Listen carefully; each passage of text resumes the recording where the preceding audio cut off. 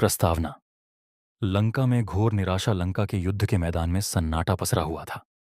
मेघनाद, कुंभकर्ण और अन्य वीर योद्धा वीरगति को प्राप्त हो चुके थे। रावण के अहंकार का महल डगमगा रहा था, लेकिन उसका क्रोध अभी भी शांत नहीं हुआ था। अपनी आसन्न पराजय को देखते हुए रावण ने अपनी अंतिम और सबसे खतरनाक चाल चलने का निर्णय लिया। उसने पाताल लोक के स्वामी, अपने मित्र और मायावी शक्तियों के स्वामी अहिरावण, जिसे महिरावण भी कहा जाता है, को याद किया।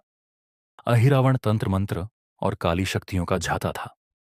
रावण ने उससे कहा, मित्र, राम और लक्ष्मण ने मेरी पूरी सेना का विनाश कर दिया है। अब केवल तुम ही मेरी रक्षा कर सकते हो। आज रात ही उन दोनों तपस्वियों का वध कर दो, या उन्हें पाताल लोक ले जाकर देवी महामाया को उनकी बलि चढ़ा दो।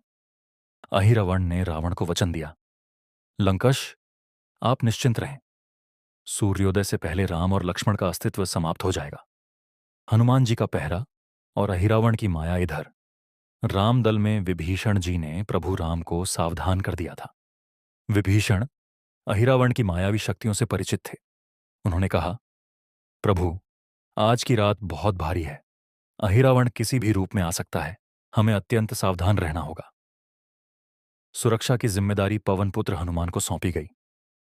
हनुमान जी ने अपनी पूंछ को बढ़ाकर एक विशाल किले का निर्माण किया, जिसके भीतर प्रभु राम और लक्ष्मण विश्राम कर रहे थे। हनुमान जी स्वयं मुख्य द्वार पर पहरा देने लगे। उनकी सतर्कता ऐसी थी कि वहां हवा भी उनकी अनुमति के बिना प्रवेश नहीं कर सकती थी। रात्रि के दूसरे प्रहर में अहिरावण वहां पहुंचा।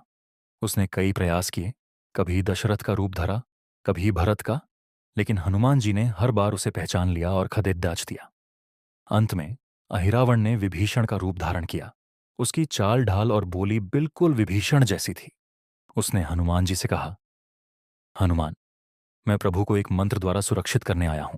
जब असली विभीषण वहां आए तो हनुमान जी को अपनी भूल का एहसास हुआ। उनका हृदय आत्मग्लानि से भर गया। विभीषण ने कहा, हनुमान, विलंब का समय नहीं है। अहिरावण उन्हें पाताल ले गया है और भोर होते ही वह देवी को उनकी बलि चढ़ा देगा। हनुमान जी ने एक क्षण भी नहीं गंवाया और पाताल लोक की ओर प्रस्थान किया। पाताल लोक का द्वार एक विशाल सुरंग से होकर जाता था। जब हनुमान जी पातालपुरी के द्वार पर पहुंचे तो उन्होंने देखा कि वहां एक भयानक वानर पहरा दे रहा है। वह देखने में आधा वानर और आधा मगरमच्छा जैसा था, लेकिन उसका तेज और बल हनुमान जी जैसा ही था। हनुमान जी ने उसे मार्ग छोड़ धरने को कहा, लेकिन उस पहरेदार ने उन्हें युद्ध के लिए ललकारा। दोनों के बीच भयंकर मल्लयुद्ध हुआ। हनुमान जी उसके बल को देखकर चकित थे। अंत में हनुमान जी ने उसे परास्त किया और पूछा, तुम कौन हो वीर, और तुम्हारा मुख और बल मुझसे इतना मिलता जुलता क्यों है? पहरेदार ने उत्तर दिया, मेरा नाम मकरध्वज है। मैं महाबली हनुमान का पुत्र हूं। ये सुनते ही हनुमान जी क्रोधित हो गए और बोले, यह असंभव है। मैं बाल ब्रह्मचारी हूं। मेरा कोई पुत्र नहीं हो सकता। तुम झूठ बोल रहे हो।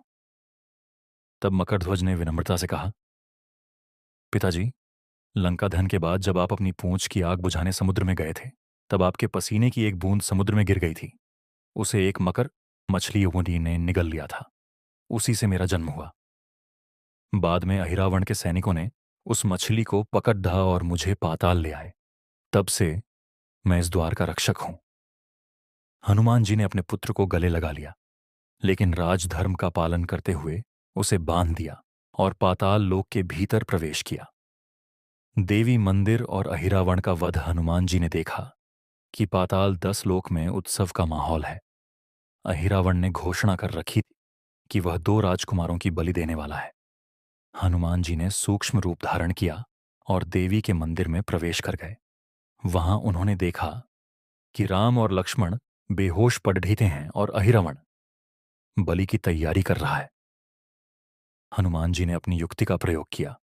उन्होंने देवी की मूर्ति के पीछे से भारी आवाज में कहा, अहिरावण, मैं तेरी भक्ति से प्रसन्न हूं, लेकिन मुझे बासी बलि नहीं चाहिए। पहले इन दोनों को होश में लाओ और इन्हें भरपेट भोजन कराओ, तभी मैं बलि स्वीकार करूंगी। अहिरावण देवी की आवाज सुनकर प्रसन्न हो गया।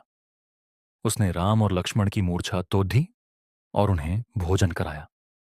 इस बीच हनुमान जी ने सूक्ष्म रूप में प्रभु राम के कान में सारी योजना बता दी।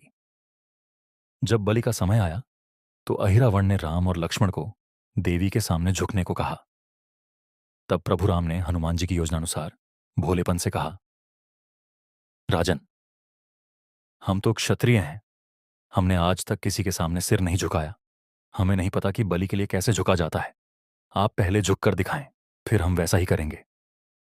अहंकारी अहिरावण को इसमें कोई खतरा नहीं दिखा। जैसे ही उसने देवी के सामने अपना सिर झुकाया, हनुमान जी ने अपना विशाल रूप धारण किया और तलवार उठाकर एक ही वार में अहिरावण का सिर धड़ से अलग करने का प्रयास किया। लेकिन यह क्या, अहिरावण का सिर कटते ही फिर से जुड़ गया। जितनी बार हनुमान जी उसका सिर काटते, वह फिर जीवित हो जाता। अहिरावण अट्टहास करने लगा और हनुमान जी से युद्ध करने लगा। पंचमुखी हनुमान का अवतार और 5 दीपक हनुमान जी को समझ नहीं आ रहा था कि इस राक्षस का अंत कैसे होगा। तभी आकाशवाणी हुई, या फिर नागकन्या चंद्रसेना, जो वहां कैद थी, ने हनुमान जी को रहस्य बताया। हे पवन पुत्र, अहिरावण ने अपनी मृत्यु को 5 अलग अलग दिशाओं में जल रहे 5 दीपकों में छिपा रखा है। जब तक ये पांचों दीपक एक साथ नहीं बुझेंगे, तब तक अहिरावण नहीं मरेगा। यह एक अत्यंत कठिन कार्य था। 5 दीपक 5 अलग अलग दिशाओं में थे और उन्हें एक ही समय पर एक ही फूंक में बुझाना था। यह कार्य एक साधारण शरीर से संभव नहीं था। तब अपने प्रभु की रक्षा और धर्म की स्थापना के लिए हनुमान जी ने अपना सबसे विराट और रौद्र रूप धारण किया, पंचमुखी हनुमान। पूर्व दिशा में वानरमुख, मूलमुख, जो शत्रुओं का नाश करता है। पश्चिम दिशा में गरुड़मुख, जो विघ्नों और विष का नाश करता है। उत्तर दिशा में वराहमुख, जो यश, ऐश्वर्य और दीर्घायु प्रदान करता है। दक्षिण दिशा में नृसिंहमुख, जो भय, चिंता और भूत प्रेत बाधाओं को दूर करता है। ऊर्ध्व आकाश दिशा में हयग्रीव मुख, जो ज्ञान और संतान सुख देता है। पंचमुखी हनुमान का यह स्वरूप अत्यंत तेजस्वी और भय उत्पन्न करने वाला था। उनके 5 मुखों से अग्नि निकल रही थी। हनुमान जी ने एक गहरी सांस ली और 5 दिशाओं में अपने 5 मुखों से एक साथ प्रचंड वायु का वेग छोड़ा। एक ही क्षण में 5 दीपक बुझ गए। जैसे ही दीपक बुझे, अहिरावण की मायावी शक्तियां समाप्त हो गईं। वह तड़प कर भूमि पर गिर पद्दा और उसके प्राण पखेरु उड्डाच गए। पाताल लोक में जयकारा गूंज उठा। निष्कर्ष, विजय और वापसी। अहिरावण के वध के बाद हनुमान जी ने अपने पुत्र मकरध्वज को मुक्त किया। प्रभु राम ने मकरध्वज की वीरता और सत्यता से प्रसन्न होकर उसे पाताल लोक का राजा घोषित कर दिया। हनुमान जी प्रभु राम और लक्ष्मण को अपने कंधों पर बिठाकर आकाश मार्ग से पुनः लंका की ओर उड्डे। जब वे युद्ध शिविर में पहुंचे तो सूर्योदय हो रहा था।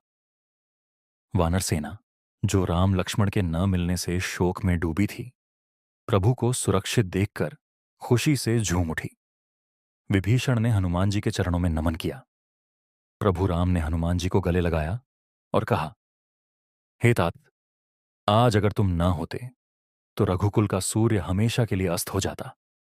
तुमने न केवल मेरे प्राण बचाए, बल्कि धर्म की रक्षा भी की। तुम्हारा यह ऋण मैं कभी नहीं चुका सकूंगा। हनुमान जी ने हाथ जोड़कर अश्रुपूरित नेत्रों से कहा, प्रभु, यह शरीर, यह बल और यह बुद्धि सब आपका ही दिया हुआ है। सेवक का धर्म ही स्वामी की सेवा है। कहानी का सार, समस्या कितनी भी विकराल क्यों ना हो, बल के साथ साथ बुद्धि का प्रयोग करने से और ईश्वर पर अटूट से विजय निश्चित होती है। पंचमुखी हनुमान का रूप हमें सिखाता है कि जीवन की चारों दिशाओं और आकाश, आध्यात्मिकता को संतुलित करके ही हम बुराई का अंत कर सकते हैं।